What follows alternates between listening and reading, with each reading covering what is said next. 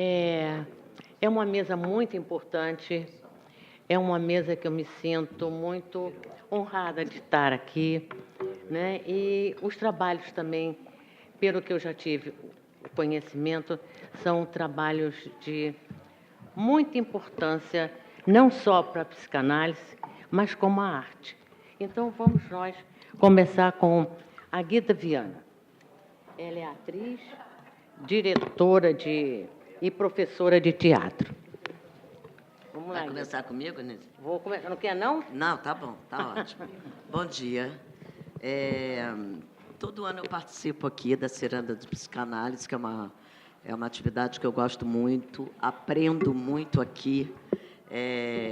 Esse ano eu não gostaria de ter vindo, porque eu estou muito cansada. Eu faço uma peça que está em cartaz até domingo e me cansa muito porque eu falo 2h30 sem parar. Então, para mim, de manhã está muito difícil. Mas, para não faltar e atender aqui ao pedido da minha querida Onesi, da Tereza Nazar, que eu venho com muito gosto, eu não preparei nada. Eu vou lançar aqui na mesa o que eu achei que era apropriado sobre o tema e aí participar do debate. Mas eu peço desculpas a vocês, eu não vou apresentar nenhum trabalho hoje. Quando eu recebi o folheto, eu me interessei por essa citação aqui do Zweig, que eu achei muito interessante. Eu acho que todo mundo tem aí. A gente podia ler. Nessas épocas em que os valores nobres de vida, nossa paz, nossa autonomia, nosso direito nato, tudo que torna a nossa existência mais pura, bela, justificada, são sacrificados à insensatez de uma dezena de fanáticos e ideólogos. Para o homem que não quer perder a sua humanidade, todos os problemas desembocam em uma única questão: como manter-me livre? Como, apesar de todas as ameaças e todos os perigos em meio à fúria dos partidos, manter a clareza incorruptível do espírito, manter a humanidade do coração sem transtorno em meio à bestialidade? Como escapar às demandas tirânicas que o Estado ou Igreja ou a política me querem impor contra a minha vontade? Quando eu recebi esse folheto em casa, imediatamente, assim, com sincronicidade, apareceu uma entrevista do Matei Wisniewski, que é um dramaturgo romeno, que eu já apresentei na Ciranda de 2 anos atrás, eu acho, né? Uma peça dele, que era O Rei e o Rato, o Rei, o Rato e o Bufão do Rei. E ele tem uma resposta muito bacana sobre isso. Então, eu vou ler a resposta dele também, e eu acho que fica um pouco assim claro o meu pensamento também sobre o que é o teatro e o que o teatro pode fazer pelo humano, inumano e desumano. O Matei diz assim: as artes não fazem parte das ciências sociais, como a sociologia, a antropologia, a filosofia e a psicologia. O teatro não é científico, e é esse viés não científico que o torna importante. O teatro é o lugar da linguagem das emoções e das histórias sem solução. É o lugar onde se debatem os dilemas da humanidade e não os problemas, porque os problemas têm solução, já os dilemas, não. É por isso que o teatro antigo ainda é atual, porque lida com esses dilemas essenciais. Todo mundo morre, mas ninguém é culpado. É preciso voltar a acreditar no ser humano. Eu vejo o fracasso de todas as religiões e de um sistema de vida balizado pelo capitalismo. Nenhum desses modelos de crença, que é o que está falando lá o Zweig, tem conseguido salvar o planeta e garantir o futuro da humanidade. Propus em uma peça as palavras de Jó, que é hora de crer que só o homem pode salvar o homem. Não somos tão cruéis ou doentes mentalmente. Acho que é possível romper com esse rito em que o homem vem matando o homem. Se a gente quer salvar o homem, temos que acreditar no homem. Não sei se isso é surpreendente, mas é no que acredito. Tá? Então, isso, para mim, é o que eu gostaria de dizer hoje, e aí eu vou responder ao debate. Obrigada.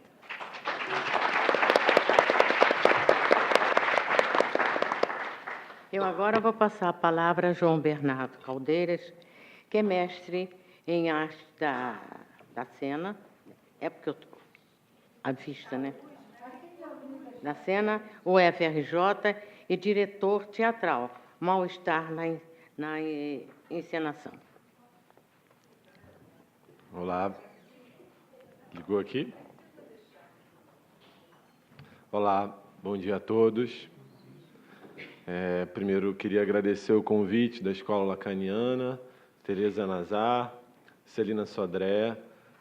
Muito feliz em estar aqui, ao lado de pessoas que eu admiro, com trajetórias muito representativas, Guida Viana, Ana Kiefer, conhecendo o trabalho das psicanalistas, Onesia, Ana Paula. Realmente é um prazer estar aqui. E eu parto com esse título, O Mal-Estar na Encenação, a partir do tema do evento, quer dizer, como pensar o inumano e refletir sobre o mal-estar na cultura, a partir do campo teatral do qual eu faço parte. E dois nomes me vieram à mente logo que eu comecei a pensar na questão, os de Anthony Artaud e Alexandre Dalfarra, o diretor da Companhia Paulista Tablado de Arroá. E a partir deles, situados cronologicamente em dois extremos, que eu estou propondo pensar o que eu estou chamando de mal-estar na encenação. De um lado, o Artaud, que formulou a proposta de um teatro da crueldade nos anos 30 e que algumas décadas depois se tornaria um paradigma no qual poderíamos situar uma cena que, sob influxo da performance, do happening, da contracultura, estava interessado em desconstruir os elos da narrativa dramática. Temos aí a passagem, portanto, de um teatro aristotélico ou wagneriano, construído sobre fortes alicerces nas unidades do drama, para uma cena que procura deixar o campo da representação e aproximar-se das ideias de experiência, de presença, de ritual, de multiplicidade, composta por linhas de fuga, fluxos e desejos finalmente liberados, onde o ator deixa de representar e a plateia tem o seu estatuto de expectação colocado em questão, ambos assumindo a dupla condição de testemunhas e participantes de um acontecimento, de um encontro.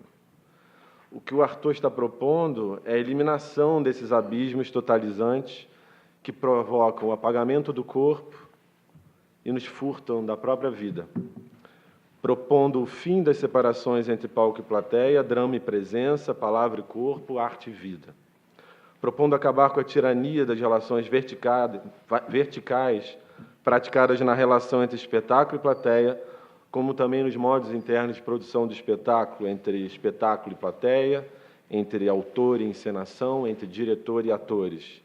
Diz Artaud, o corpo humano é uma pilha elétrica no qual castraram e reprimiram as descargas. Fizeram o corpo humano comer, fizeram-no beber, para evitar de fazê-lo dançar. Façam finalmente dançar a anatomia humana, de cima para baixo e de baixo para cima, de trás para frente e de frente para trás. A dança e o teatro ainda não começaram a existir. Me parece especialmente apropriado retomar as palavras do Artaud nesse momento que estamos vivendo uma escalada de polarizações e tensionamentos. É oportuno trazer Artaud para a discussão nesta semana em que uma exposição de arte foi fechada arbitrariamente no Brasil pela pressão de movimentos que viram na presença de obras com conteúdo sexual e símbolos religiosos apologia à pedofilia, à zoofilia e ofensa a crenças religiosas. O fato é especialmente singular por apontar o retorno de um tempo em que a obra de arte tinha o real poder e efeito de produzir impacto, discussão ou mesmo revolta, indignação.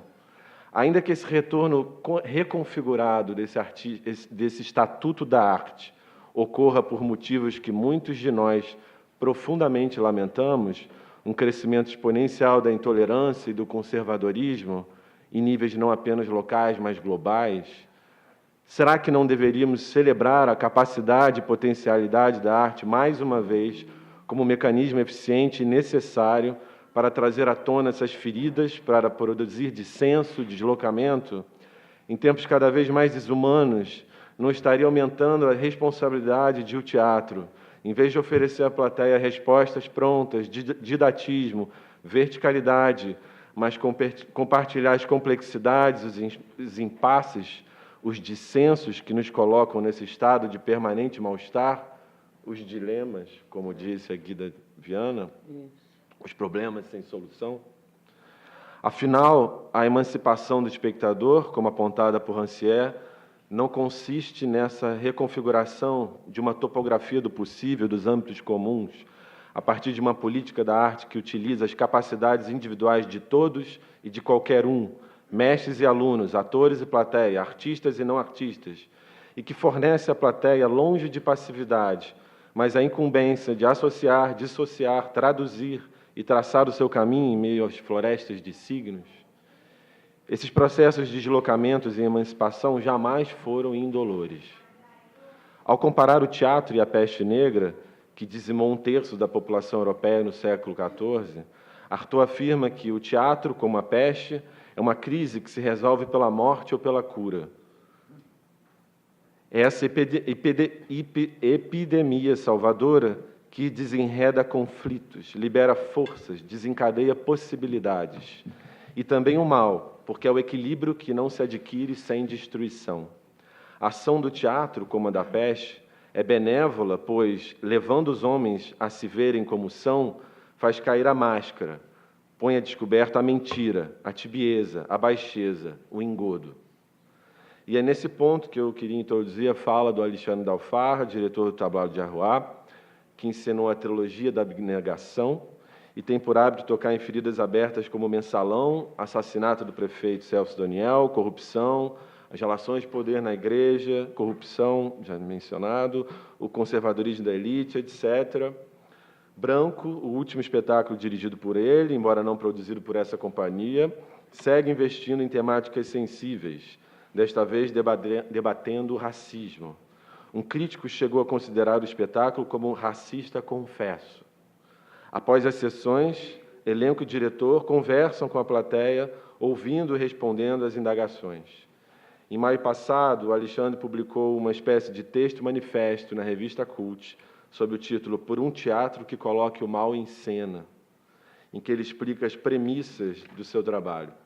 Diz ele: trata-se de um teatro que não propõe caminhos positivos, pedagógicos, que não visa criar convicções, ao contrário, aborda justamente aquilo que carregamos conosco sem nenhum orgulho, toda a opressão e tudo de ruim que, mesmo que façamos todos os esforços para esconder, existe em nós e nos forma. Nesse sentido, não me interessa tanto um teatro que mostre o que deveríamos ser, nem que mostre como o mundo deveria ser, mas sim um teatro que possibilite que olhemos justamente para o que o mundo não deveria ser, mas ainda é, e para o que nós não deveríamos ser, mas ainda somos. Diz ele ainda mais à frente: o país, o mundo, estão em um momento extremamente autoritário, retrógrado e reacionário. Um teatro que não se suje nem um pouco com nada disso, que não veja esse horror como nosso, mesmo que possa ajudar a entender a realidade, será, a meu ver, um teatro insuficiente, porque já faz tempo que entender não basta. A cena precisa abrir espaço para que apareçam ali também as razões obscuras que fazem justamente com que entender seja insuficiente, as formas subterrâneas que o poder encontra de se manter e de nos impedir de alterá-lo, a forma como o poder está em nós, abrir espaço para que isso possa se mover, se desestruturar. Quer dizer, me parece possível afirmar que as operações cênicas do Tablado de Arroy nos remetem ao teatro da crueldade de Artaud, como também os processos de emancipação do espectador apontados pelo Rancière e ainda também a ideia de profanação do filósofo George Agamben. É possível considerarmos o teatro como esse espaço privilegiado de jogo, ritual e morte, que percorre o caminho inverso do realizado pela religião. Enquanto a religião subtrai o mundo sensível do seu uso comum, fazendo a passagem do que é humano para o inacessível território do divino, o teatro subverte, reterritorializa, desvia e libera a humanidade da esfera do sagrado. É esse o seu movimento de profanação. Uma das possibilidades de se pensar inumano é também esta: pensar inumano como algo que não é da ordem do humano, mas do divino ou do indizível e do inefável. O teatro, portanto, como esse lugar possível de transfiguração do não dito para o dito, do impalpável para a presença, do tácito para o diálogo. No mundo em que a digitalização e o automatismo têm deixado cada vez mais nítidas as suas indisfarçáveis facetas mais perversas, da exclusão ao descompromisso com as pessoas, com a experiência, o teatro é espaço de resistência por natureza, de concomunhão. Mas apontar o desumano tornou-se tarefa árdua e complexa, porque o desumano hoje é ilocalizável, desfronteirizado e despertencido. Não é local nem global, não possui etnia, idade ou sistema político pré-definidos. Os processos de desumanização são moleculares e se desterritorializam com extrema facilidade. Houve momentos em que a arte chegou a um estado de agressão ao espectador, como uma estratégia que os levasse a pensar e agir, que os levasse à revolução. Hoje a questão não é essa. A meu ver, não devemos confundir e precisamos diferenciar um teatro que coloque o mal em cena de um teatro que produza o próprio mal como uma estratégia de comunicação. Já não se busca ensinar ou transmitir mensagens, como também não estamos atrás de originalidade dos próximos gênios criadores, esses ideais do romantismo que insistem, basta olhar ao nosso redor, em perdurar. O que está em jogo é compartilhamento e troca, não apenas das nossas virtudes, mas, sobretudo, dos nossos fracassos, paradoxos e impossibilidades. O teatro da crueldade de Artaud, como nós agora, está situado nesse entrelugar, onde as fronteiras são incompletas e despertencidas, onde, sem algum nível de destruição e de colocação de mal em cena, como diz o Alexandre, não é possível chegar. Estamos mesmo à beira do delírio e do sonho, entre real e ficção. Não podemos deixar de citar o nosso mal-estar e constrangimento ao observar, no mundo como o que estamos vivendo, uma soma tão vasta de experiências que parecem querer retirar a todo custo o inumano de cena. Nesse sentido, o Tablado de Arruás está na esteira de outros exemplos no Brasil a nadar contra essa corrente. Alguns deles, Teatro da Vertigem, Oficina, Gerald Thomas, Companhia dos Atores, Antunes Filho, Companhia do Latão, entre muitos outros. Mas são os processos de desumanização e de totalização, tanto do mundo como da representação, que nos dão a dimensão dos desafios incessantes e irrealizáveis, gentilmente a renovar a nossa permanente sensação de mal-estar. Muito obrigado.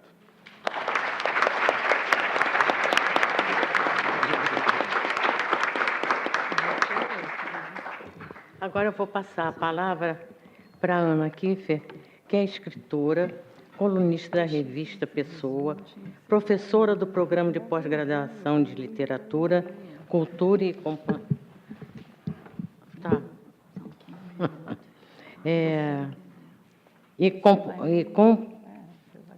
Contemporaneidade da PUC Rio de Janeiro, autora de Antonin Artaud, de 2 livros, A Perda de Si, inclusive, e Cartas de Artaud, A Perda de Si, Artaud e a Impotência do Inumano. Passa a palavra para você. Obrigada, Anísia. É um prazer estar aqui. Estou muito feliz de estar ao lado da Paula, minha amiga de formação aqui mesmo nessa universidade. Feliz de reencontrá-los, porque foi uma experiência muito gratificante quando eu estive no Bistrô Literário, né, convidada por vocês. Para mim, uma experiência muito foi muito nova, muito singular, porque estava ali numa posição que eu nunca tinha estado, de tentar falar um pouco dos meus processos de criação. Então, foi muito marcante para mim, foi muito bonito.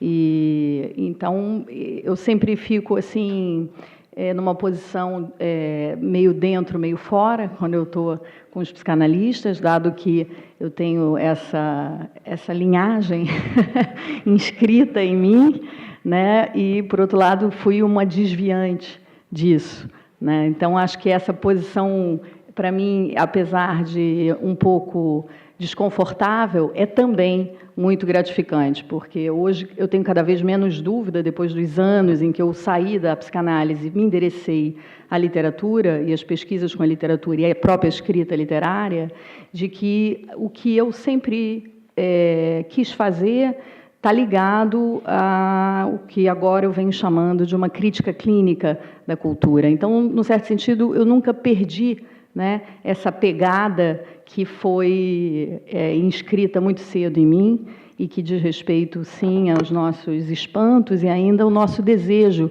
de intervir no mundo que a gente vive, né?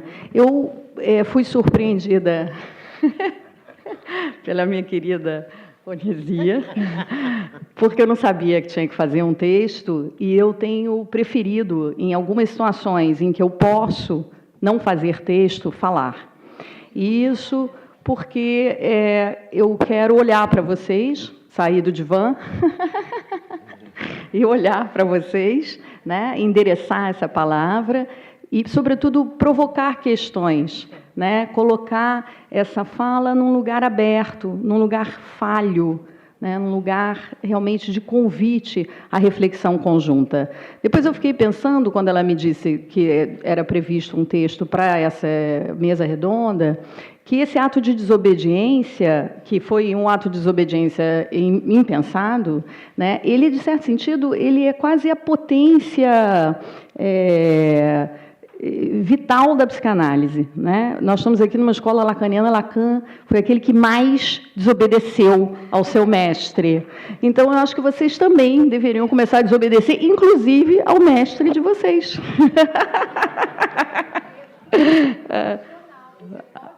Ah, tá bom.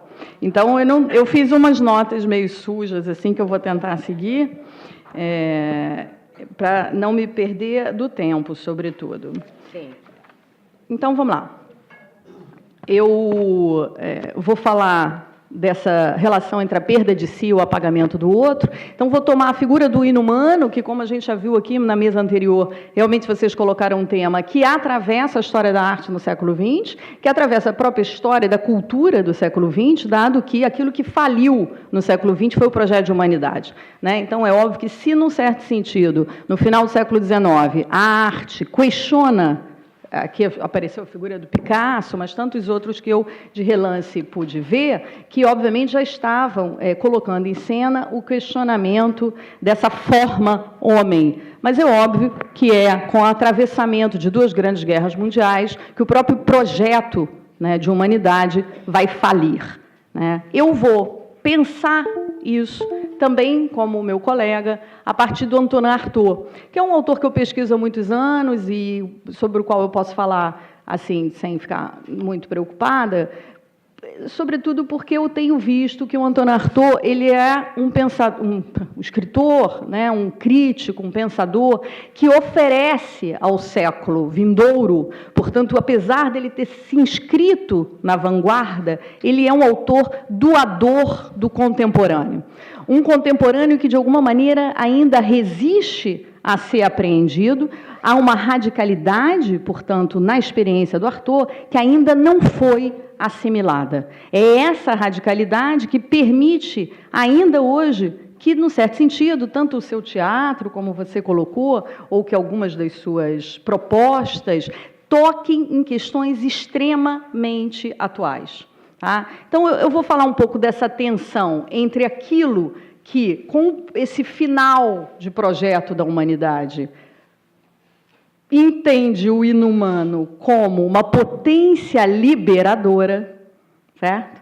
uma potência liberadora, portanto, uma potência que vai começar a cunhar, e o Arthur está aí também. Para a segunda metade do século XX, muitas das questões que a gente hoje ainda bebe na fonte, quais sejam os processos desidentitários, os pertencimentos despertencidos, essa sensação, né, de não estar em lugar nenhum, de não se identificar mais com nenhum tipo de matriz, seja ela subjetiva ou política. Eu estou pensando aí nas releituras, né, que aparecem no final dos anos 60, e que a gente vê tanto nas obras de Oiticica, Lygia Clark, mas também na filosofia do Foucault e do Deleuze-Guattari, radicalizando essa experiência desidentitária e, portanto, a liberação de vários corpos e não mais um corpo. Você entende que todas essas figuras, dependente da figura do homem, caem, inclusive a do corpo humano, né? Então, você libera a potência de outros corpos não palpáveis, você libera a potência de N sexos. Então, a gente está hoje na discussão, que é uma discussão de gênero, que é absolutamente devedora e dependente dessa guinada dada pelo processo de desidentidade liberado na segunda metade do século XX, e eu estou colocando o Arthur como um marco disso, como um lugar de inflexão e de passagem disso.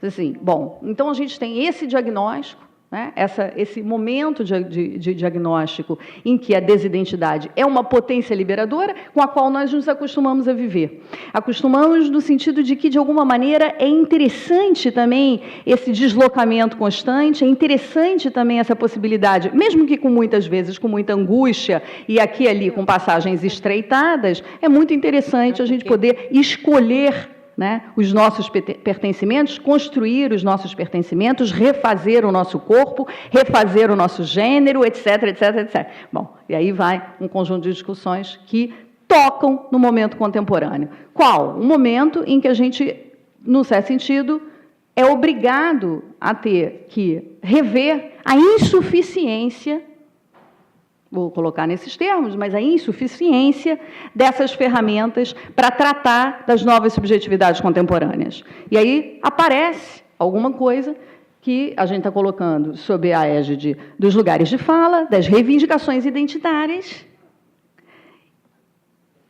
diante das quais o nosso manancial teórico não sabe o que fazer. A verdade é essa, não sabe o que fazer. Né? Parece que, por um lado, a gente reage como se nós estivéssemos sendo convidados a retroceder teoricamente, portanto, a gente entende a reivindicação identitária como um retrocesso teórico. Assim, como assim? Se a gente já liberou as forças do inumano, do impessoal, da possibilidade de um múltiplo pertencimento, da desconstrução da relação entre sexo e gênero, como assim? Né? O que isso significa agora? Então, há, né, uma certa recusa do pensamento majoritário a lidar com essas reivindicações identitárias. Há uma insuficiência das nossas ferramentas para lidar com isso. E aí, o que eu venho, num certo sentido, pensando ou querendo convidar vocês a pensar? Teria sido, em algum ponto, né, a nossa perda de si garantida por esses apagamentos que hoje reivindicam a sua existência?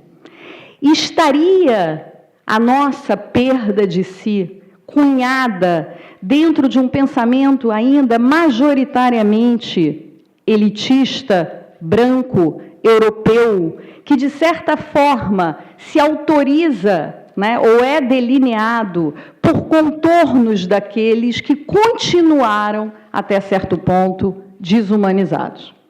Porque, num certo sentido, o que a gente também está assistindo hoje é a reivindicação de que, se, aparentemente, a potência do inumano nos liberou para a produção de novas subjetividades, ela continuou desumanizando em massa a maior parte da população, e, no caso da população brasileira, obviamente que eu estou falando da população negra, né, aqui excluída, por exemplo, desse evento. Então, assim, a gente já é, de um certo sentido, convidado a ter que pensar isso, Mas como que nós vamos pensar isso? Com que ferramentas nós vamos pensar isso? Se de antemão a gente tem duas saídas que eu gostaria de evitar, quer dizer, uma, claro, que a nossa resistência diz respeito ao medo que nós temos da perda dos nossos próprios privilégios e, portanto, o nosso status quo, enquanto autorizados a continuar pensando sob o modo que pensamos,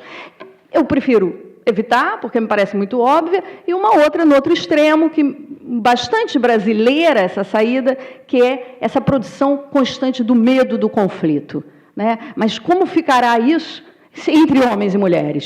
Como ficará isso entre brancos e negros? Né? Esse retorno, essa iminência constante do conflito, no entanto, num país que aparentemente nunca atravessou nenhuma guerra, aparentemente, né? Mas uma iminência constante de um conflito que tende a querer com que a gente apazigue o ressurgimento dessas feridas que não foram nem de perto enfrentadas por nós.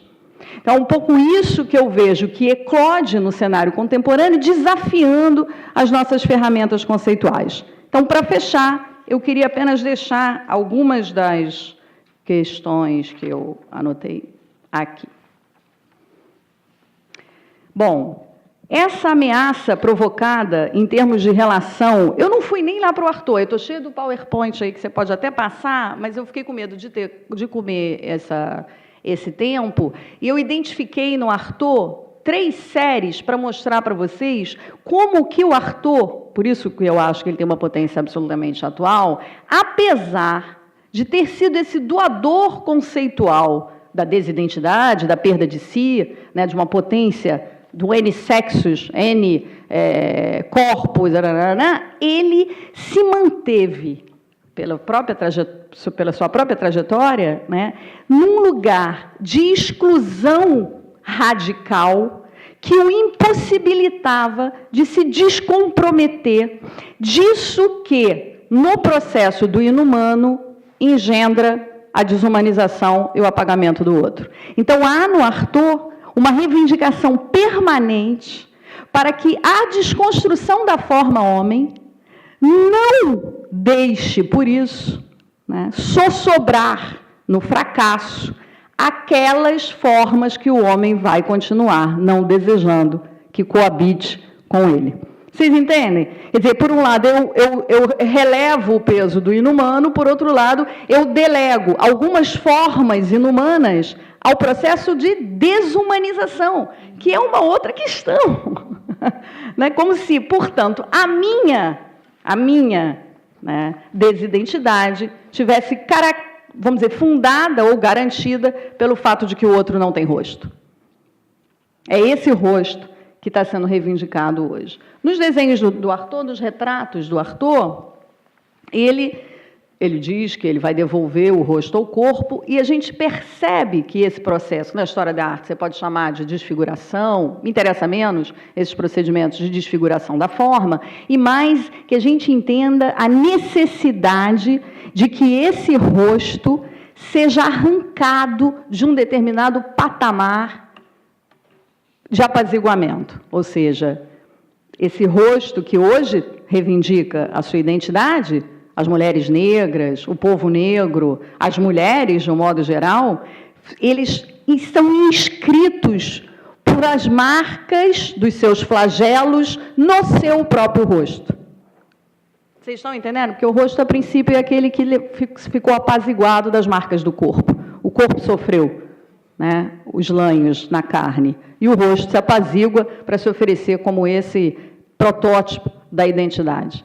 Então, esse processo de desfiguração do rosto que está nos desenhos do Arthur é também um convite a que essa inscrição da dor, essa inscrição do mal, que você falou, suba, né, à superfície, se inscreva sobre a superfície do rosto. Então, uma das hipóteses que eu levanto e que eu gostaria de deixar é que, num certo sentido, essa inscrição que se faz no contemporâneo entre corpos e sócios, ou seja, das questões identitárias, dos grupos minoritários, exige de nós a necessidade de que nós encaremos os nossos próprios rostos. As identidades, e não exatamente as desidentidades, mas as identidades que nós camuflamos sob a atmosfera de uma conquista de fluidez identitária. E isso me parece bastante desafiador. Eu acho que é um deslocamento na sugestão de que a gente está retrocedendo, né, a ter que escolher uma identidade ou um lado, daí o risco dos movimentos conservadores, mas, pelo contrário, como seria vestir essa máscara, né, que, de algum modo, nós camuflamos. Um outro, que é esse impasse teórico entre identidade como essência e identidade como máscara. E todo mundo já sabe disso, né? Que não há nenhum tipo de possibilidade da gente voltar ou querer acusar a reivindicação identitária desses grupos como essencialista, desde que a gente entenda que toda identidade ali forjada passou por uma máscara inscrita na carne, né? E é isso um pouco que nós, de alguma forma, não vivenciamos. Já estou fechando só com essa fala. A última eu acho que a gente ingressar numa tentativa de economia do cuidado, sem que o cuidado resvale numa equivalência entre esse outro que é diferente, potências fluidas do inumano, equivale ao fracasso, à loucura derrocada. Quer dizer, como podemos nós mesmos transformarmos essa valoração? Quer dizer, você não tem nenhum problema em aceitar a questão gay, a questão trans, mas se o seu filho quiser ser trans, você não vai admitir. Você, obviamente, não é racista, mas se a sua filha casar com um negro, obviamente, você não vai admitir. Então, assim, há alguma coisa que falhou na nossa transcodificação dessa passagem. E, de algum modo, o que eu entendo hoje é que a gente estaria convocado a ter que fazer de novo essa passagem. Sobre esse aspecto, eu acho que o Arthur ainda é uma ferramenta fundamental. Obrigada, era isso.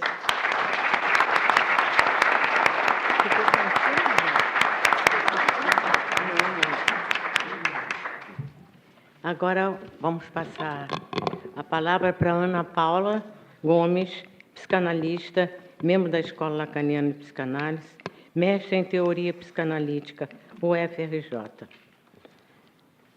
Pois vou pegar pelo UFRJ, mas eu sou filha da PUC.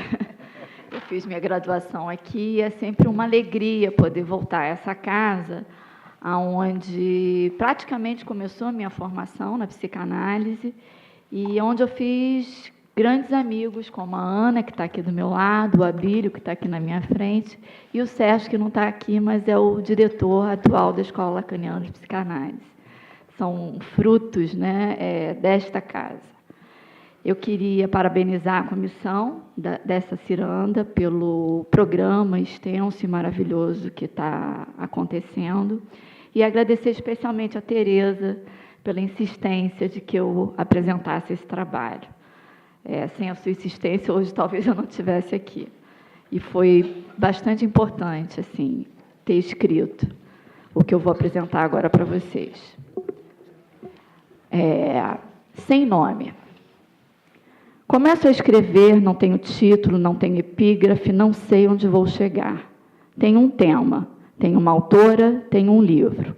O Inumano, com Clarice Lispector, em A Paixão segundo GH, que a Sandra, na mesa anterior, já fez a apresentação da paixão dela. Eu vou apresentar a minha.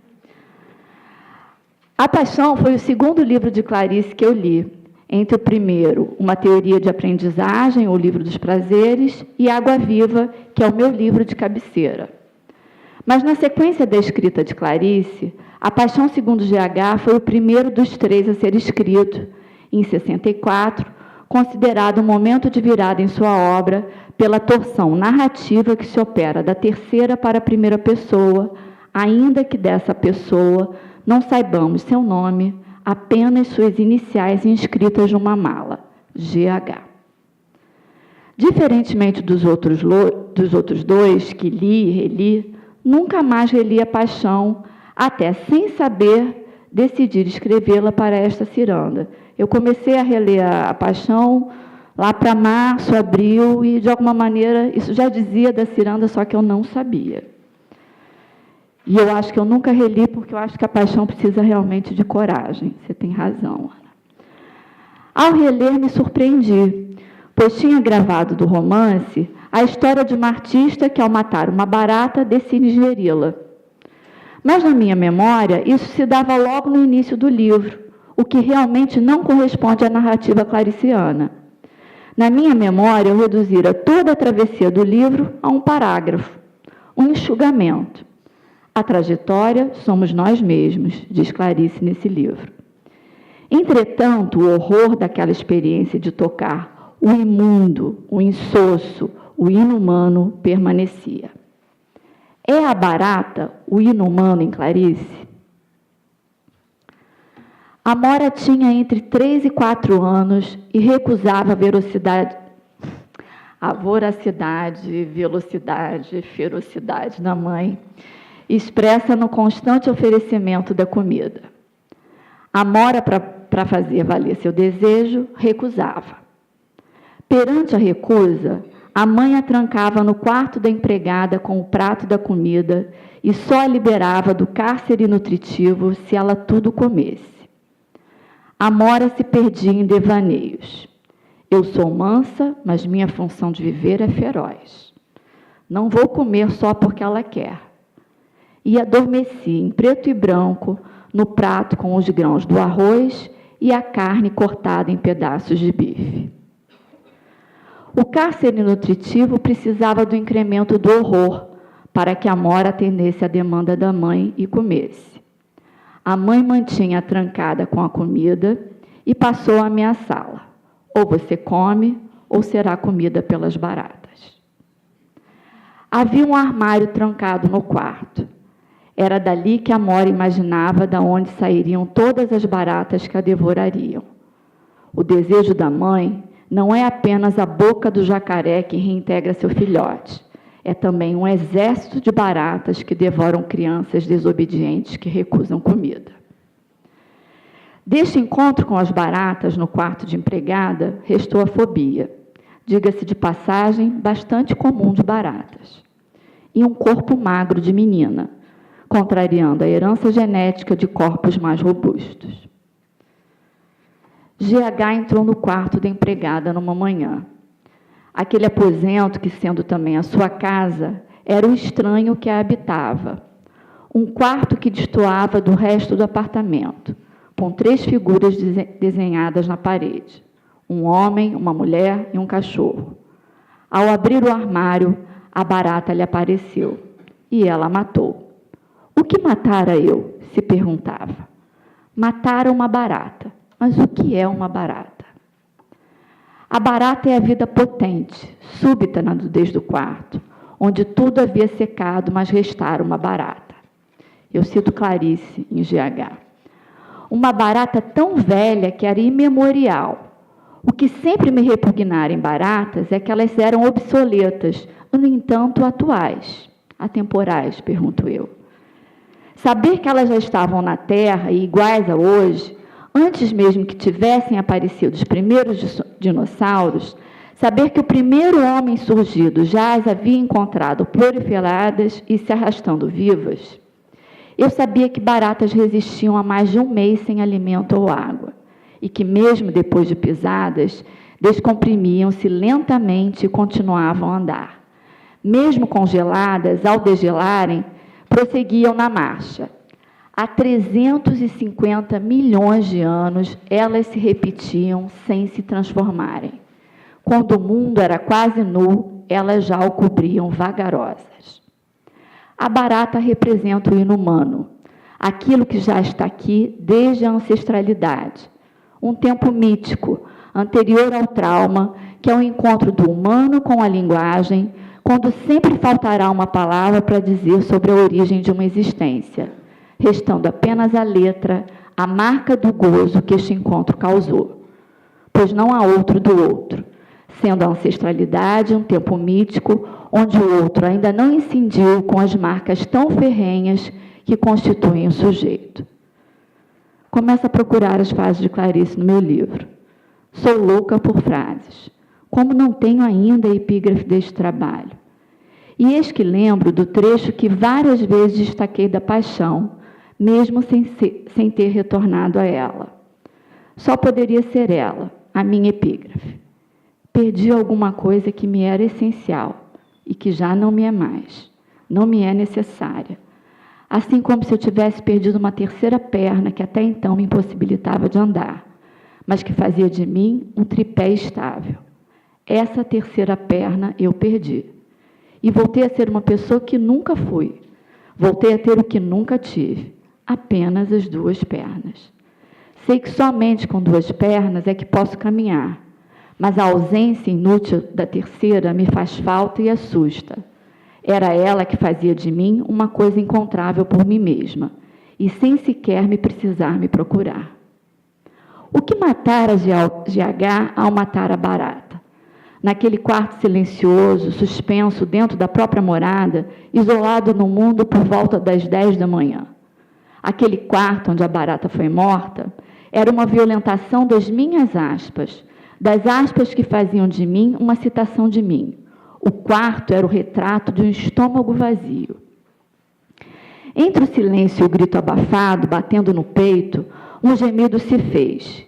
E eu sentia com susto e nojo que eu ser vinha de uma fonte muito anterior à humanidade e com horror muito maior que a humana. GH mata a barata e atravessa uma espécie de desobjetivação até um ponto de não retorno onde não mais pode ceder. E é preciso engolir, digerir esse éstimo que lhe espia. Era preciso, então, comer a barata e sua matéria grossa, esbranquiçada e lenta. E comer a barata não faria de GH uma barata, mas, como ela diz, a metamorfose de mim em mim mesma.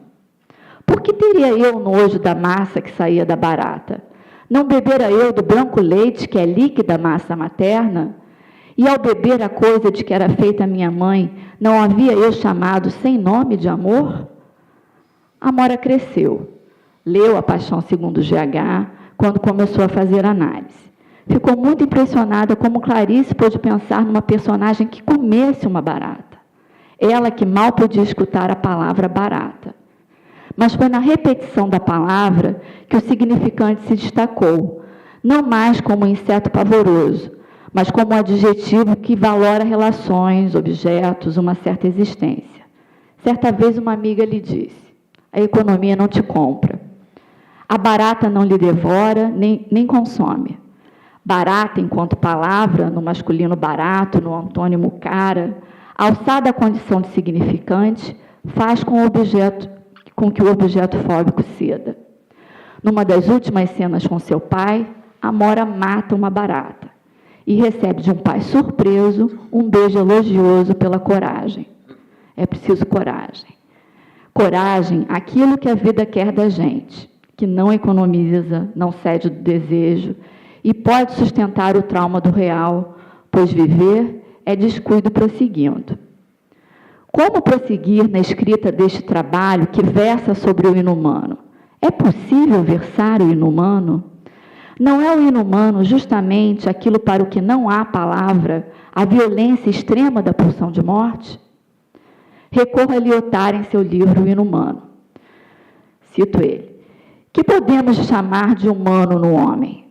A miséria inicial da sua infância ou a sua capacidade de adquirir uma segunda natureza que, graças à língua, o torna apto a partilhar da vida comum, da consciência e da razão adultas? Num ponto estamos de acordo. Esta última assenta e suporta a primeira. A questão é apenas de saber se esta dialética, seja qual for o nome com que a enfeitemos, não deixa vestígios. Quais os vestígios do inumano na constituição do sujeito? Vale lembrar que o eu, matriz imaginária do narcisismo do sujeito, e o não eu, expulsão de um gozo estrangeiro, real, éstimo, não habitável pela linguagem, se constituem no mesmo golpe a partir de uma operação primária que é a negativa. Na água da linguagem na qual somos banhados, a mesma onda que nos leva para a areia pode nos arrastar para as profundezas. Assim, aquilo que tanto expulsamos e acreditamos estar imerso no fundo dos oceanos pode, nas marés das águas, invadir o litoral, desabando nossos castelos de areia. Clarice em GH. A linguagem é o meu esforço humano. Por destino tenho que ir buscar, e por destino volto com as mãos vazias, mas volto com o indizível. O indizível só me poderá ser dado através do fracasso da minha linguagem. Só quando falha a construção é que obtenho o que ela não conseguiu. Pensar na travessia de GH, de derrelição, de silêncio, de liberdade que o abandono pode produzir, não seria a experiência que Lacan fala de que não há outro do outro? Algo parecido ao que Freud descreve como a pulsão de morte, uma tendência a voltar a um estado anterior das coisas? Estados muito arcaicos que Lacan chamou de antes do eu, antes da constituição do eu, momentos de uma solidão muito particular, da solidão da criança que não fala, que é habitada pelo silêncio interior, da solidão de Amora, que para constituir-se no desejo do outro e ter lugar neste outro, o constitui e o consiste como devorador, e repete em sua vida amorosa o preço da solidão para não ser devorada pelo outro. Longo tempo sem escrever. Não sei como terminar este trabalho. Releio já escrito. Releio Clarice. Releio GH. Morta barata, GH faz sua travessia de dessubjetivação em direção ao não-eu, ao que Lacan denominou sua invenção para a psicanálise, o objeto A. Objeto causa de desejo, resto da divisão do sujeito no campo do outro, no campo da linguagem. Objeto que, revestido de imaginário, constitui o eu narcísico, mas que, no desnudamento do humano da linguagem, indica o real do gozo, do estrangeiro, do éstimo, do não-eu. O inumano toca o não-eu. Reduz-se a letra, as letras, GH. O embaralhamento delas, Amora, amor a, onde mora a. Não é análise a possibilidade, como vem sendo para Amora, uma travessia de clarões, sem que isso se configure num desamparo original? Porque o outro, o grande outro, é um dos nomes que recobrem o inumano que nos habita. Clarice, GH, Amora concluem. Enfim, quebrara-se realmente o meu invólucro, e sem limite eu era. Por não ser, eu era. Tudo estará em mim se eu não for, pois eu é apenas um dos espasmos instantâneos do mundo. Como poderia eu dizer sem que a palavra mentisse por mim? Pois quando a arte é boa, é porque tocou no inexpressivo. E amor é quando não se dá nome à identidade das coisas. Muito obrigada.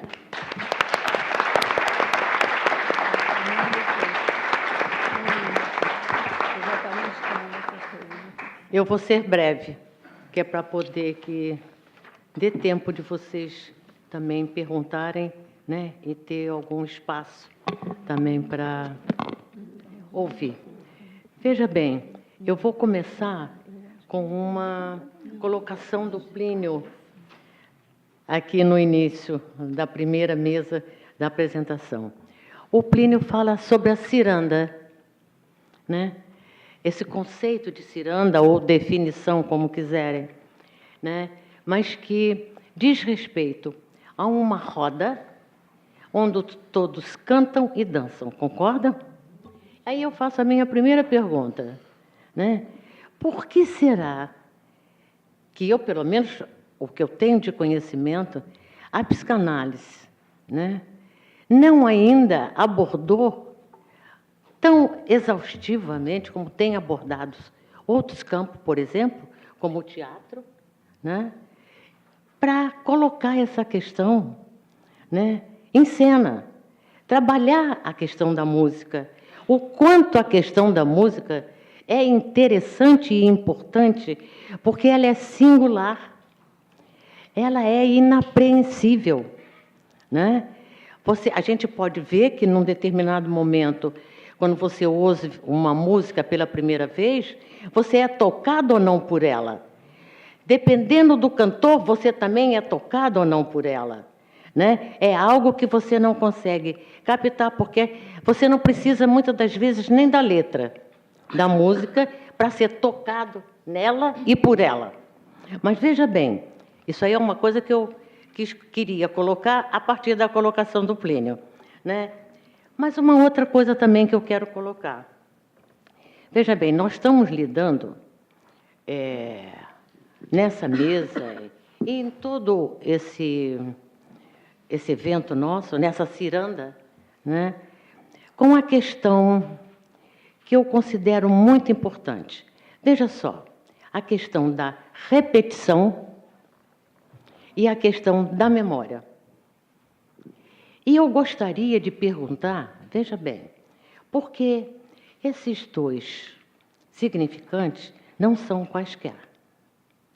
É desse estranho familiar que nos habita.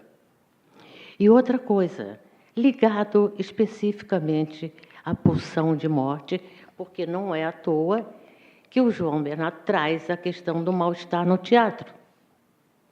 Essa colocação, né? Mas aí eu fico me perguntando, né? Uma frase também da Ana, que ela diz o seguinte: o manancial teórico não sabe o que fazer. Não foi o que você colocou? Diante de uma questão. Diante de uma questão. Então, veja bem, e que o Arthur também fala muito da questão das exclusões, das minorias, né? E aí eu vou fazer uma provocação. Será que não precisamos tentar ir mais além além desse material teórico, né? O que fazer, né? Como colocar isso em cena? Porque esse mal-estar na própria análise não é qualquer. Imagina fora da análise, né? Então eu pergunto, como é que a gente pode trabalhar o melhor possível, né? A questão desse real que invade e que a gente precisa dar conta. Aí eu vou deixar com uma provocação. Será que nessa minoria que o Arthur coloca, né, seja essa ou aquela minoria, eu pergunto, será que não somos nós que estamos em guetos e que precisamos sair deles, assim como a ciranda, para que a gente possa chegar até eles? Porque hoje em dia a gente não, eu pelo menos no meu trabalho, né, eu tenho conhecimento de que os planos de saúde vigoram hoje em dia e que o sujeito é convocado a fazer a análise, né, por essa via que não é qualquer. Então eu pergunto, o que fazer? Para todos. Pode abrir para todos aqui, e para vocês. Então, eu tinha pedido aqui, primeiro, eu vou ser bem rápido, né, nas questões, mais uma mesa sensacional que a gente pode ficar aqui trabalhando o dia todo, mas eu vou ser sucinto. Para a Guida Viana, para o João Bernardo e para a Ana Kiefer, eu deixo a seguinte questão. Quanto ao inumano, o teatro hoje, tal qual o teatro freudiano, ele carece mais da montagem de uma nova cena ou de um olhar, ou de um novo olhar sobre a cena. É uma questão que eu coloco. E para Ana Paula, eu já tinha formulado a questão quando você falou o finalzinho do teu trabalho e, enfim, acho que você responde, mas eu vou te provocar quanto à sua paixão, a sua versão da paixão, né? Se a paixão é o inumano que transborda e invade a cena. Eu queria fazer uma pergunta para a Ana Paula. Paula, será que você podia tentar falar qual é a especificidade desse texto da Paixão? Porque Clarice, ler Clarice é sempre entre o encantamento e a angústia, né? Clarice nunca nos entretém, pura e simplesmente.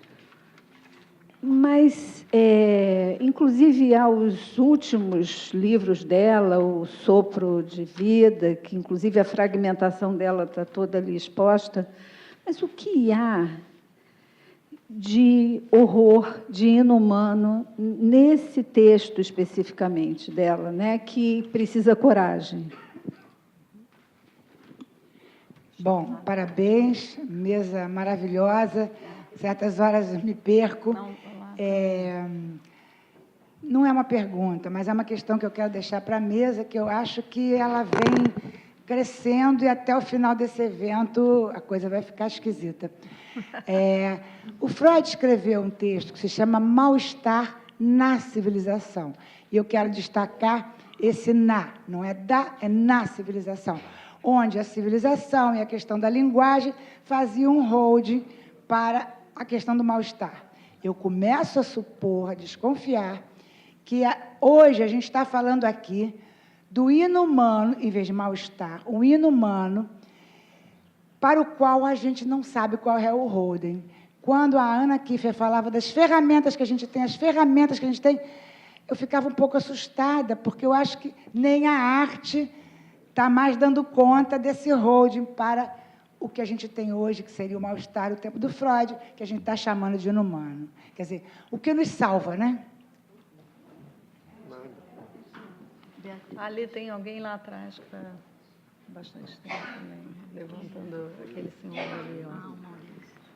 Eu falo em portunhol péssimo, não? Mas uma das coisas boas que tem a ciranda é esse interfaz, esse encontro que hacemos todos os anos com outras disciplinas, abre perguntas e questões muito importantes. Eu acho que toda a mesa foi extraordinária, mas precipita em perguntas que colocou Ana Kiefer.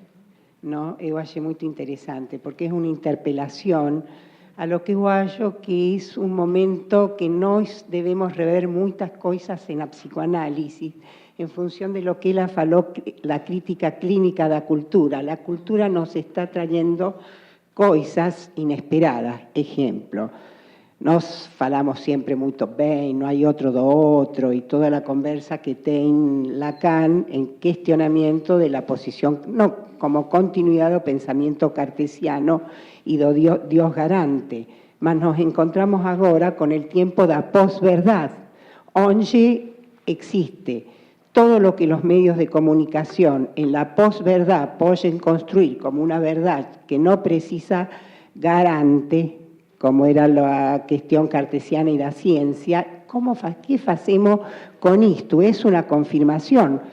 No hay otro de otro, mas es un horror do inhumano, porque la nota era otro do otro, no hay Dios garante, ¿no?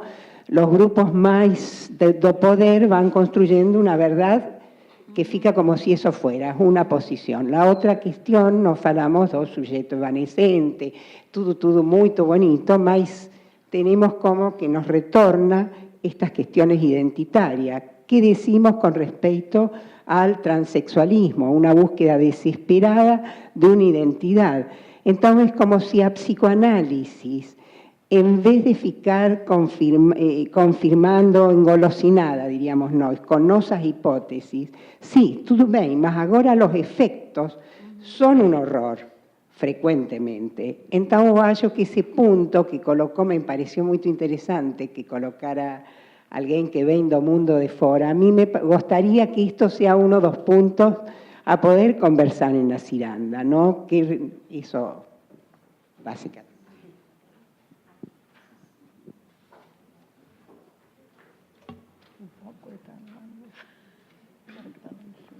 Guida, é para você. Fala, amore. Eu queria que você falasse um pouco da sua personagem, que não é qualquer, não é à toa que você está exausta. Que você falasse da sua personagem com o inumano e a relação com o Wisniewski. Olha, Deixa eu fechar. Ah, sim, tem várias perguntas.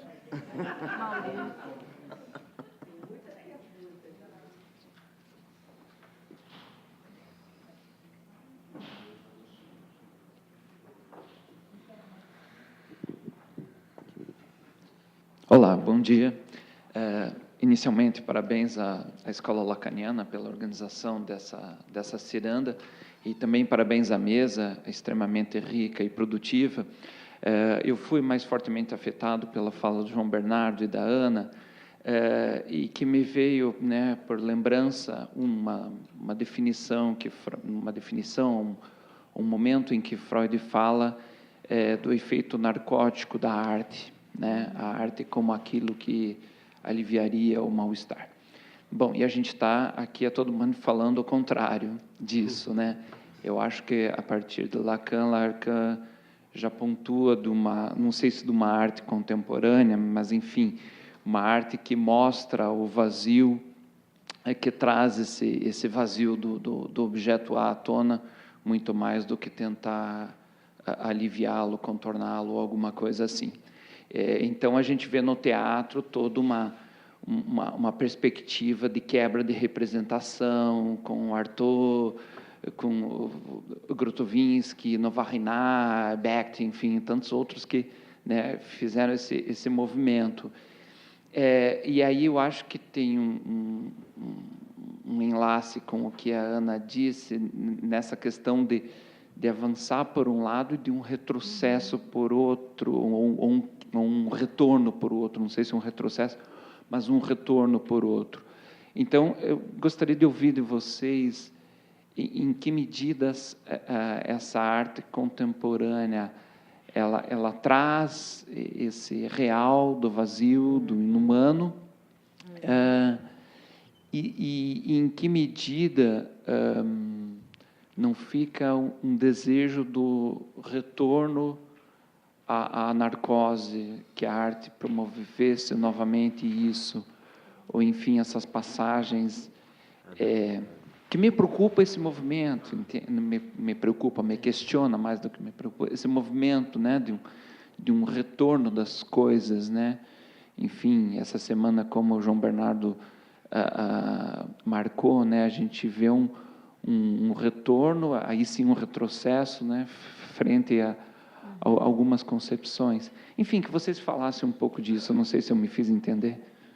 Ok, obrigado. Bom, posso... tem mais um? Gente, vou me perder. Vou esquecer tudo. É a perda de si. Menina, estou perdidinha aqui, já não sei nem mais quem perguntou o quê, quem falou o quê. Bom, quem disse o quê. Acho que eu vou falar e vou embora, tomar um café. Bom, em primeiro lugar, eu adorei, não é, a mesa excelente. E eu queria colocar, em relação a esta questão do ingerir aquilo que é expelido pela barata no momento do seu esmagamento. Quer dizer, Freud coloca como os diques, não é, da sexualidade, mas do pulsional, o nojo e a vergonha. Eles estariam, digamos assim, como aqueles diques que seriam os primeiros momentos de uma recusa, de uma rejeição, não é? Ele vai inclusive ver no nojo aquilo que estaria como fundamento da estética, e na vergonha como aquilo que estaria no fundamento da ética. Ora, só que o nojo, ele não é inato, o sujeito não nasce com essa sensação de nojo. O bebê pode perfeitamente colocar isto que a barata expele na boca sem a sensação de nojo, que só depois se adquiriria. Consequentemente, haveria aí uma espécie de retorno impossível. Impossível, e eu ponho esse impossível entre aspas, porque uma vez constituído esse dique, há uma espécie de ponto de não retorno, como a Ana colocou no seu trabalho, e, no entanto, ela faz esse como que uma espécie de retorno. Eu não sei se ficou clara, não é, a questão. E também, só mais uma observação para a Ana Kiefer. Bom, eu gostei muito de ouvir uma pensadora aqui no feminino, não é, colocada independentemente da condição de mulher, não é? Então, você fez uma colocação en passant da identidade como essência e da identidade como máscara. A essência, desde sempre, é fugidia. Esse é o grande problema da metafísica. A física, esse meta está sempre meta mesmo, está sempre além de, ele é sempre fugidio. E a máscara, ela é sempre, digamos assim, passageira, não é? Então, como é que você, que trouxe também a questão do rosto, que tem tudo a ver com a máscara, e tem tudo a ver com a pessoa, a persona, como é que você articularia essa questão da essência e da máscara que você colocou? Quer dizer, são questões muito complexas que ninguém vai poder dar resposta. Eu concordo com você. São muitas perguntas, mas, de todo modo, as perguntas também se acrescentam e elas não precisam necessariamente de respostas.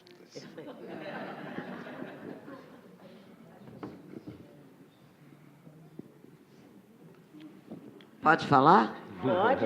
Ah, é? Vai. Bom, então, olha só, eu sou uma artista, eu não sou uma teórica, né? E eu gostaria de fazer a defesa agora, né, da minha condição, que é o seguinte: eu reconheço, adorei ouvir os trabalhos, acho que há uma crise de pensamento teórico para a realidade atual, acho mesmo. Acho que a gente chegou, talvez, num esgotamento, etc. Tal. E tanto é que se nunca vi se falar tanto em Artaud aqui, que era uma coisa que eu lia nos anos 70. E o Artaud voltou em nova fase, com toda a condição, né, em 2017. Então, deve estar havendo uma crise realmente de referências, né, e de manancial teórico sobre os novos coisas. O que eu quero defender da arte é o seguinte: a arte não está parada. Com toda a crise que existe atualmente no Brasil, no Rio de Janeiro, principalmente na cidade do Rio de Janeiro, com esse pastor aí, que é nosso prefeito, entendeu? Com esse pezão, que é nosso governador, a arte não está parada. Nunca se produziu tanto. Os atores estão numa batalha de resistência, de fazendo, nenhum teatro está vago, todos estão com peças, há filmes e mais filmes brasileiros passando no circuito, as exposições estão cheias, e o que há é o público que não vai. Vocês aqui mesmo, quem já foi ao teatro esse mês? Tá vendo? 1, 2, 3, 4, 5. 5 foram ver minha peça. Ali. Entendeu? Quem foi? Né? Então, é assim, a arte é um alívio, né? Tem lá o efeito narcótico. Não é só o efeito narcótico, ela é um alívio para os tempos difíceis. Mas a arte continua a provocar. Tem várias peças em cartaz maravilhosas que estão dando conta de todos esses assuntos contemporâneos. Vocês já foram ver Tom na Fazenda? Já foram ver Mata Teu Pai? Já foram ver Entonces Bailemos? Já foram ver a minha peça, que se chama Agosto? Entende? Todas as peças que estão em cartaz estão dando conta dos assuntos contemporâneos. Ali, como o colega ressaltou, tem outros contemporâneos que estão discutindo a linguagem, como Novariná, como coisas mais próximos da conta da gente aqui. Então, eu acho o seguinte: nós estamos resistindo bravamente. Nós precisamos de vocês para teorizar o momento atual, porque o artista não teoriza, o artista faz. A gente está fazendo, a gente está dando conta do nosso tempo difícil, com outras questões que estão aparecendo e que a gente está colocando no palco, para vocês irem lá ver e teorizar e fazer a teoria contemporânea. E deixar Artaud um pouco lá na estante para quem quiser revisitar. Entendeu? Mas a gente está precisando que vocês teorizem a atualidade. E vocês estão falando de Artaud e Clarice Lispector e não sei o quê, e não sei o que lá. Que é maravilhoso? É maravilhoso. Mas lá vai lá fazer a nova teoria. Vai lá ver as peças, vamos ver as exposições. Por que a exposição lá do Santander lá saiu de cartaz? Por que a Adriana Varejão foi agredida aqui pelo Roger com um pênis em cima da obra de arte dela, entendeu? E ninguém foi lá dizer e escrever no jornal o que é um pênis e o que é a obra de arte da Varejão. Tem que fazer isso agora, tem que fazer isso nesse momento em que a gente está até aqui, entendeu? Pelo submundo, que é o nosso prefeito, o nosso governador. Vocês, por favor, vão lá e comecem a escrever sobre o que é a contemporaneidade mesmo, o que é a arte brasileira em 2017, para que isso esteja registrado nos jornais e que daqui a 20 anos alguém que for pesquisar volte a 2017 e não precise voltar aos anos 60.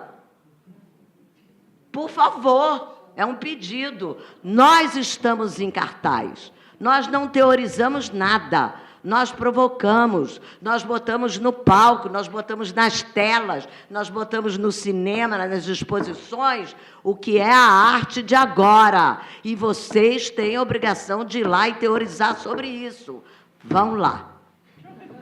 O que quer dizer?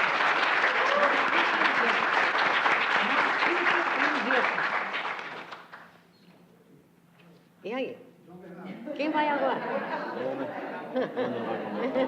Posso tentar.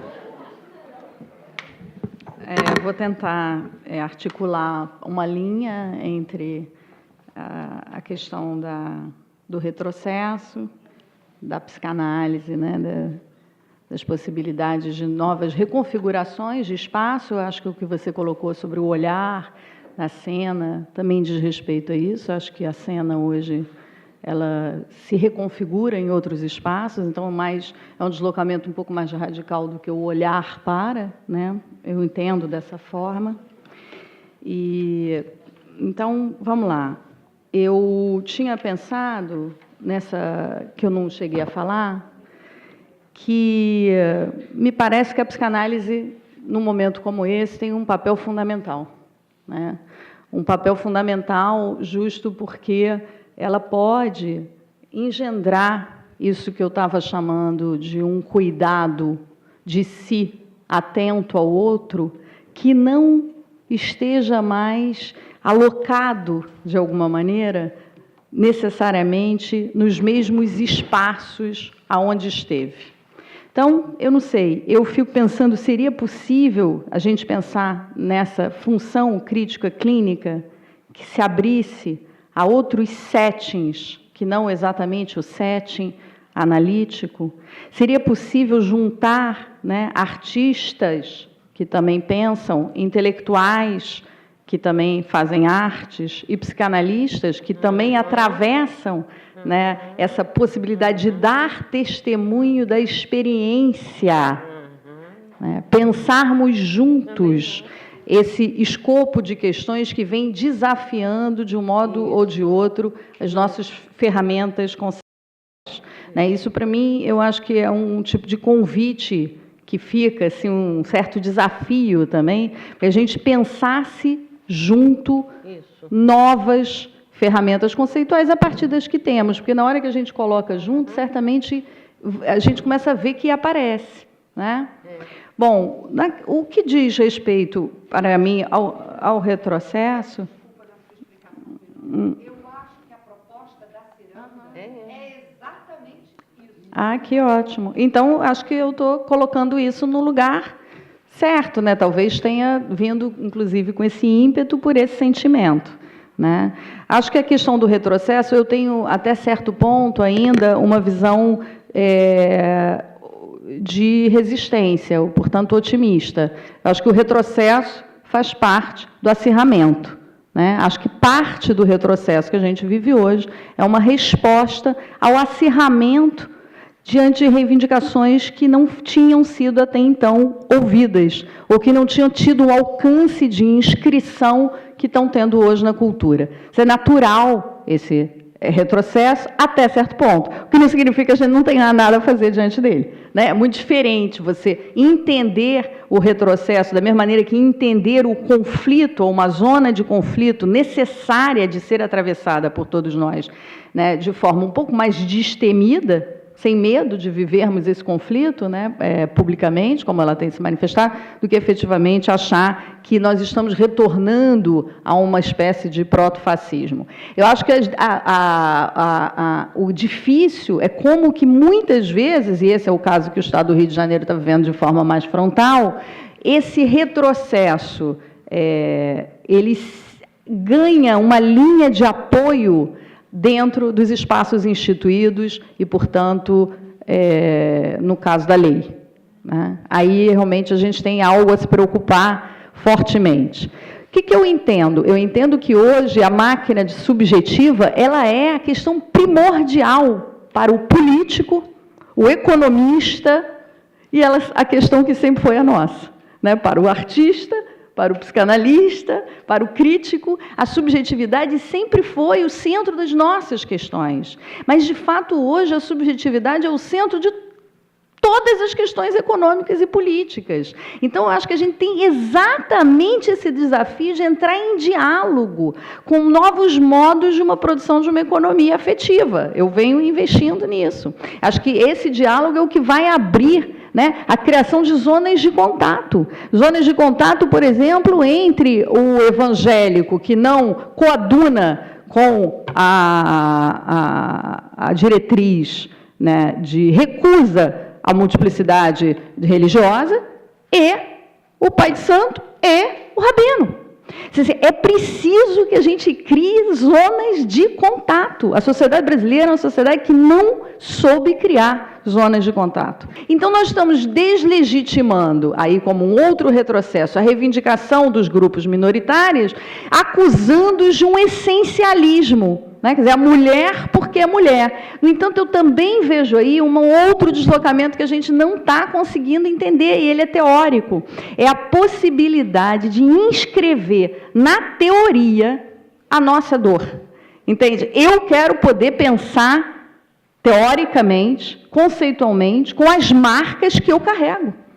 E eu não posso mais acatar um conceito que se desvincule desta maneira das experiências que, de alguma maneira, marcaram a minha vida. Eu acho que é isso que a gente tem visto acontecer em relatos oriundos dessas pessoas que até então estavam alijadas da capacidade de abstração que a teoria exigia e, portanto, da sua necessidade de desvinculação das experiências de vida. Volto a dizer, nesse caso, a psicanálise tem um papel fundamental, porque a psicanálise ela é testemunho de uma experiência clínica, né? E é isso que tem que friccionar, no meu entender, um conceito.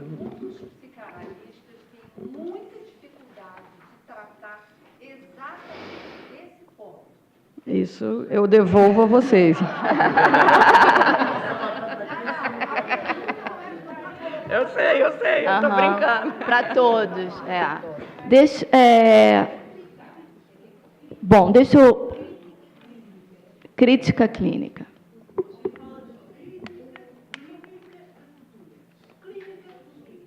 Porque eu estou entendendo que há uma aliança entre o pensamento e a produção de novas subjetividades. Esse pensamento ele está formulado pela economia e o economista sabe disso.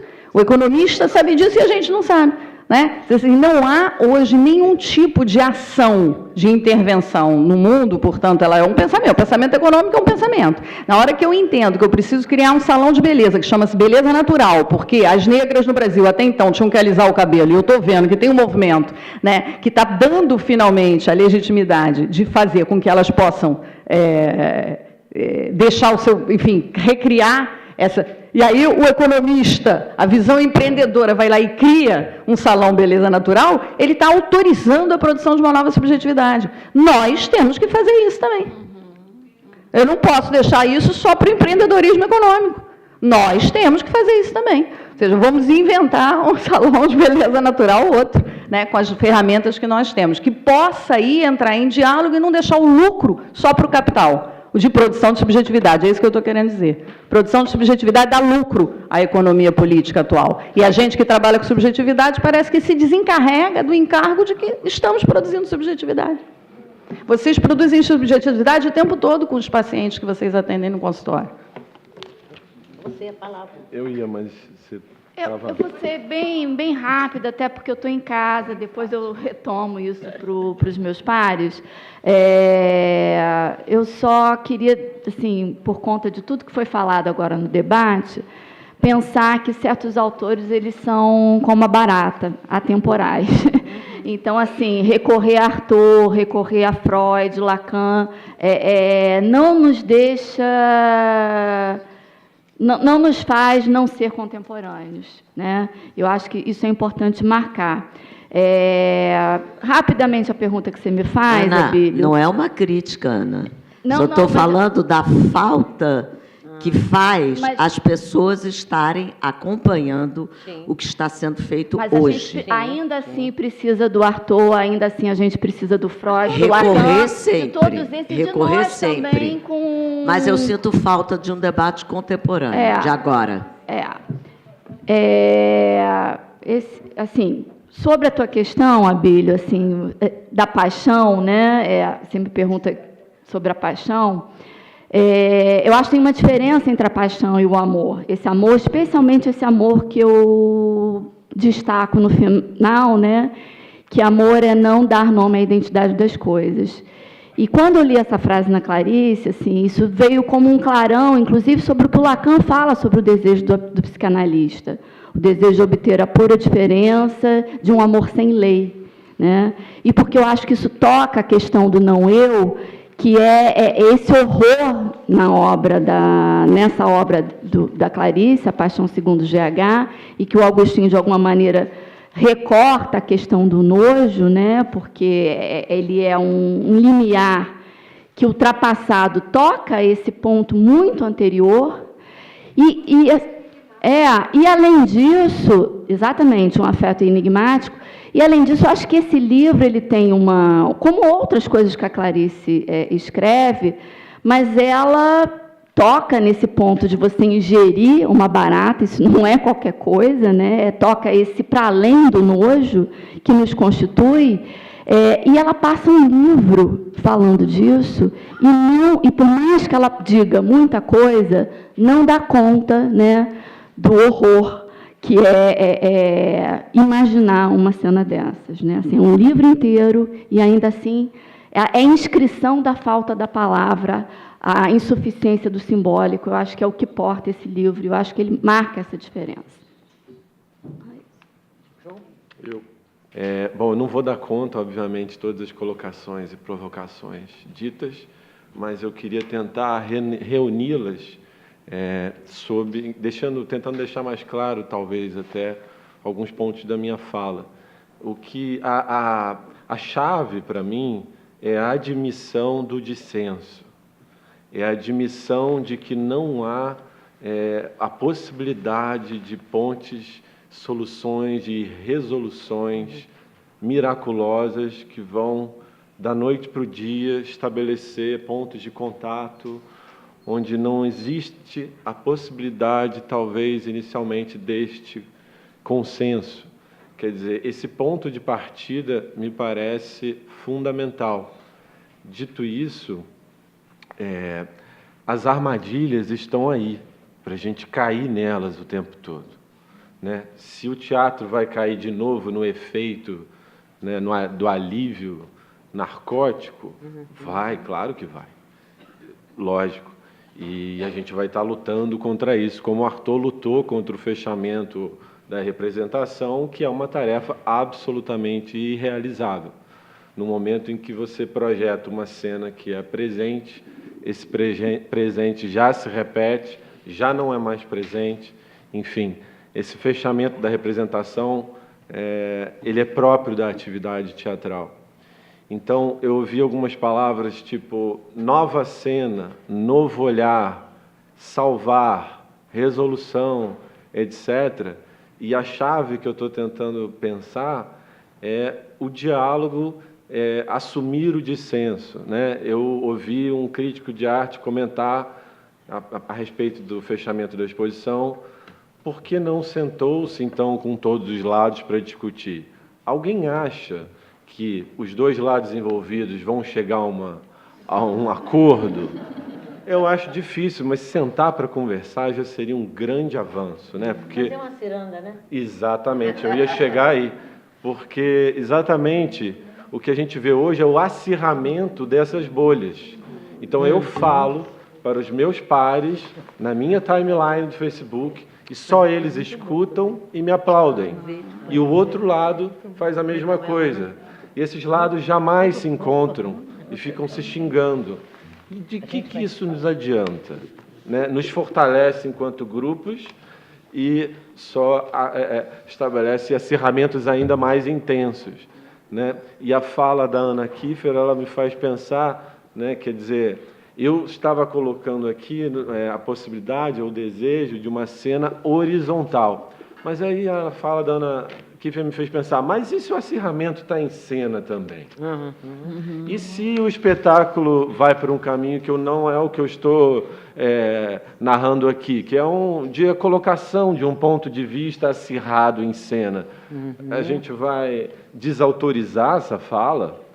Já estou caindo nessa armadilha mais uma vez, né? Então, uma exposição recente do Instituto Tomiotaki, do curador Paulo Miada, ele, chamada Ossos, eu conversei com ele, e a intenção dele era sair desse lugar comum de você estabelecer um tema político, aí vem os artistas, fazem obras maravilhosas, e todo mundo volta para casa feliz e contente, os quadros são vendidos, e os catálogos são mostrados no mundo inteiro, etc.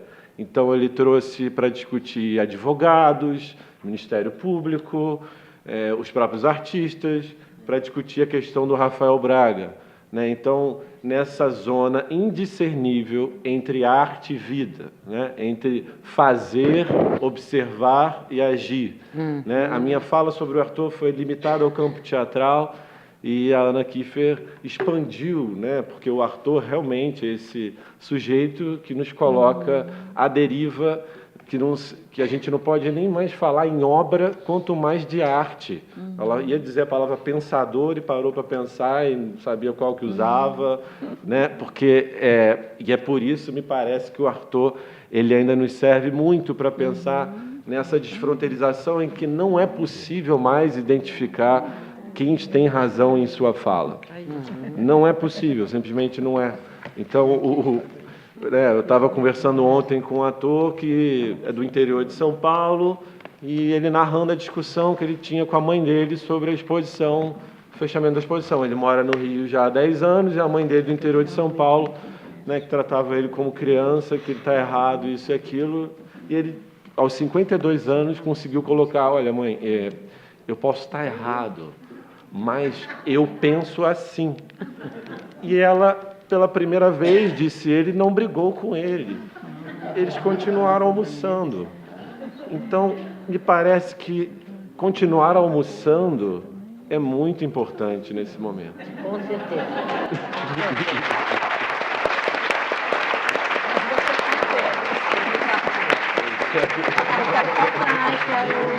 Muito bem, olha só, viva quero Arthur. convidar vocês para o lançamento do livro, agora na hora do almoço, da Beth.